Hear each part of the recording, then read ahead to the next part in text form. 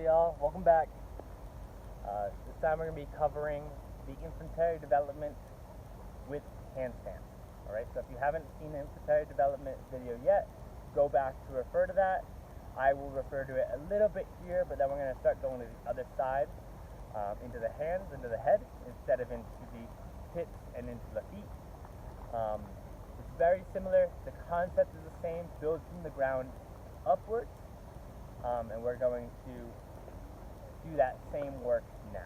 I'll do a quick refresher on where the base starts from, and I'll come to the first headstand, and that's where it's going to start becoming handstands again. As a quick introductory, my definition of handstand is whenever you put your hands on the ground. Anytime they're there, you're doing a handstand. Eventually you get more weight on your hands, and you start transferring more weight there, but it's a great way to break down to the simplest aspect of, I'm doing a handstand. What can I do from here? Okay, so again we start with the twisting and the limb lift, and eventually it's the turn over, the lift up with the twist, your baby crawl, we start pushing back into our first seat, start leaning forward and falling on our head. Typically as a baby, we want to get off our heads. We have a fragile head, but maybe a year, 2 years in, I'm not exactly sure how young you can be to start handstands, but I think I'm mainly talking to adults here, so we're just going to apply the infantry development to headstands now. So instead of pushing up off the head and towards the feet and collapsing into the hips, we're going to embrace the head now. So when you fall forward onto the head, that is your first headstand. And we just want to spend time here. Learn about the head, shift weight there, roll, stretch the neck, get the neck strong and warmed up. And now typically we turn over in the infantry development, we turn over our toes and we start pressing back and in through our hands onto our feet. This time, and then squatting down into our hips. This time we're going to do the opposite. We're going to push through our feet and take more weight onto our head. And you can see this is like our legs. My shoulders are like my booty, and my head is seated on the ground instead of into my hips or onto the floor. So we're in our low headstand here. And now we get to do the same thing. We get to try to come to our deep squat handstand version. And again, we collapse out of that.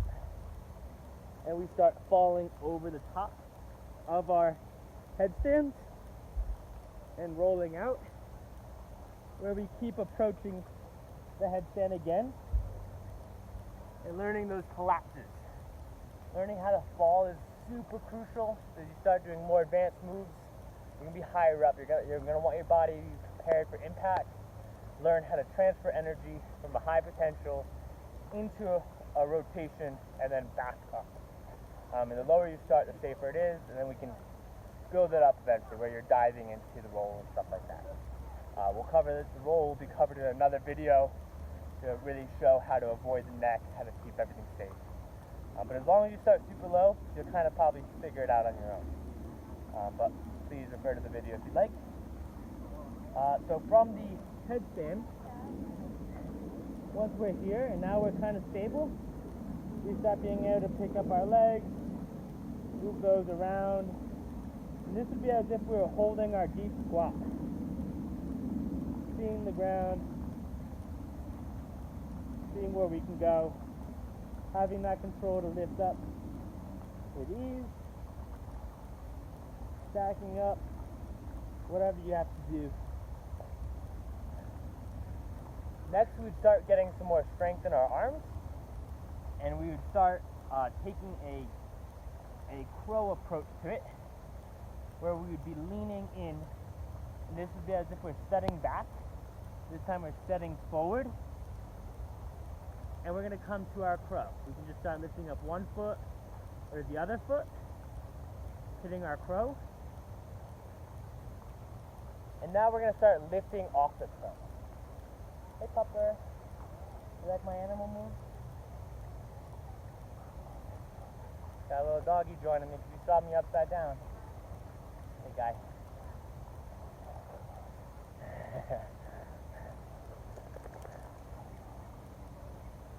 Alrighty, so from your crow, you can start falling under your head and rocking back up and through, or falling under your head and going through.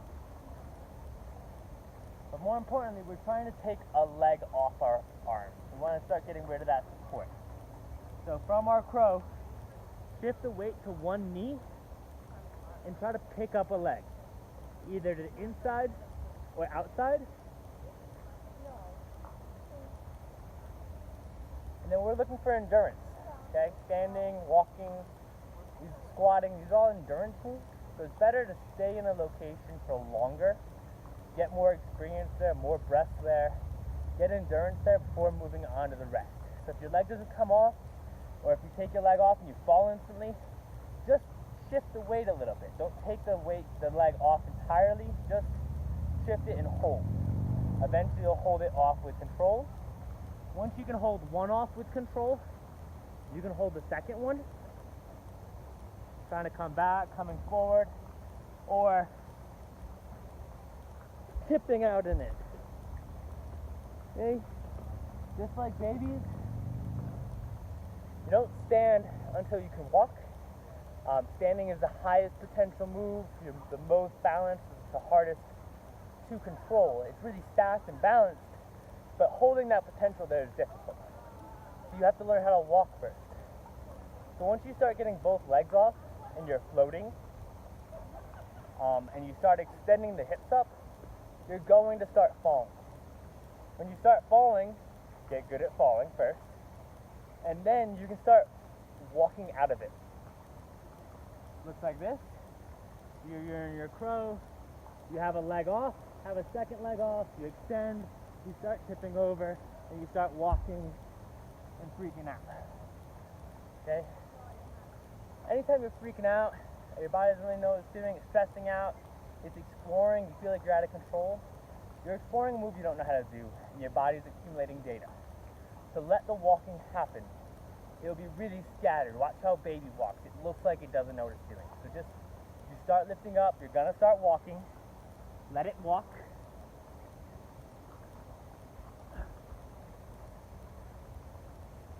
And then eventually you'll control your walk. Which way can I walk? Forward, backwards, turning.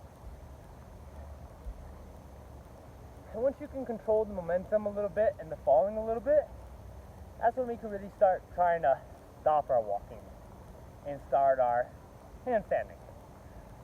So as you come up, you don't try to walk, you try to stay.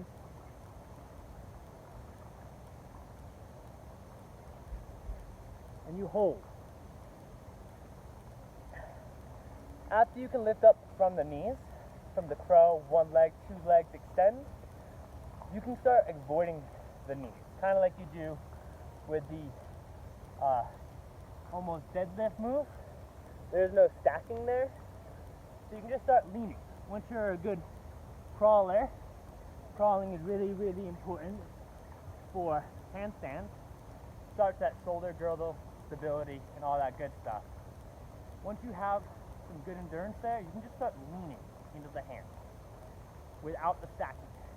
Just lean, lean, lean until you can take a couple breaths. Your feet won't come up first, but you'll just lean. Just keep leaning. Take breaks. Listen to your wrists. Listen to your shoulders. Take months off if you need to. It's better not to get injured and to be consistent with it than it is to push it and get injured and have to take big breaks that set you back. But just lean every day. Hit your crow, lean, take a leg off. And then the other one is just the straight lean. Instead of sitting back and lifting here, we set forward and we lift here. Okay, so we just keep setting forward, and same thing, eventually you come up, we try to extend.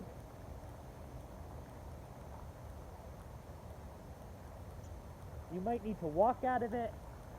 You probably might not be able to hold it yet. but eventually you'll get that hold and you'll be standing, moving and exploring. When I first started learning handstand, it was very, very strict. It was kick up into a straight line, and hold, point your toes, flex everything, pull in the gut, lock yourself into that position, into that stack position, and stay. The problem with that is if you deviate from the stack position, you gain a lever arm on top of your shoulder girdle, through your hips, through your whole body, that really can't be controlled unless you have that lower groundwork. That lower groundwork is essential. Those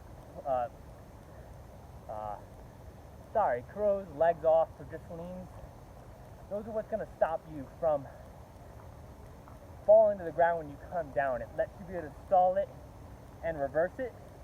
But if you don't practice those moves first and get a good base there before bringing your potential up real high, you'll never be able to control it when you deviate.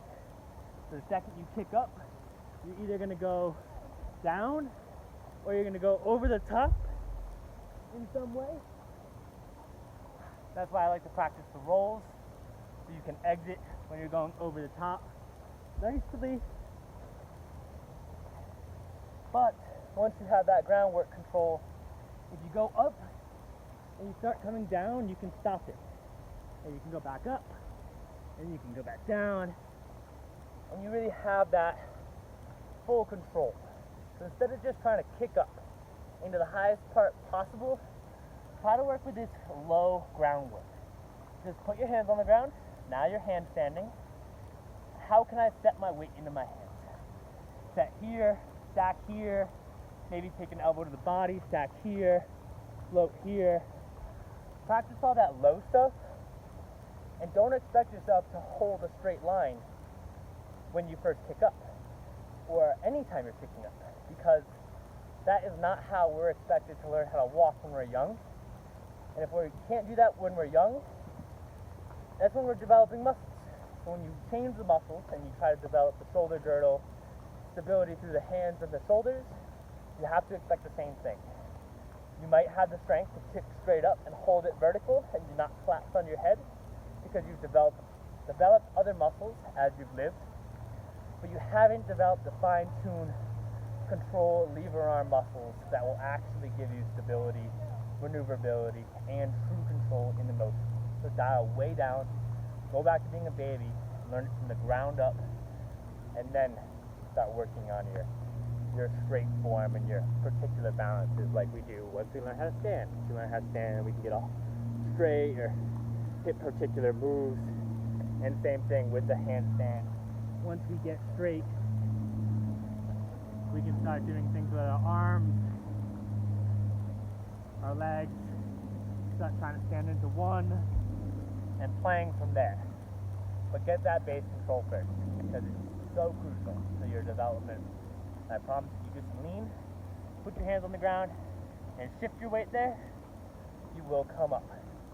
And then that shift can be associated with any type of move. So then it really starts becoming fun. You can just say, forearm on the ground, hand on the ground, shift the weight there, keep shifting, now I'm floating. Where do I go from here? Maybe I drop another one. And it really becomes more about how am I going to transition weight smoothly without momentum so I don't have extra to have to stabilize. Embrace the falls, listen to the wrists, listen to the shoulders. They are wiser than you. Let them breathe, let them take breaks. Just be consistent with them. Last tip, throw the hands down, backwards, put the hands on the ground, and really work that other side so you can have a balanced wrist system. Instead of just working strength this way, we can also work strength this way. So have fun with your handstands. There will be more to come. Instead of a infantry development, there's also just a how to start handstanding video. A little bit different, a little bit the same. Hope you enjoyed it. Have a great day. Okay,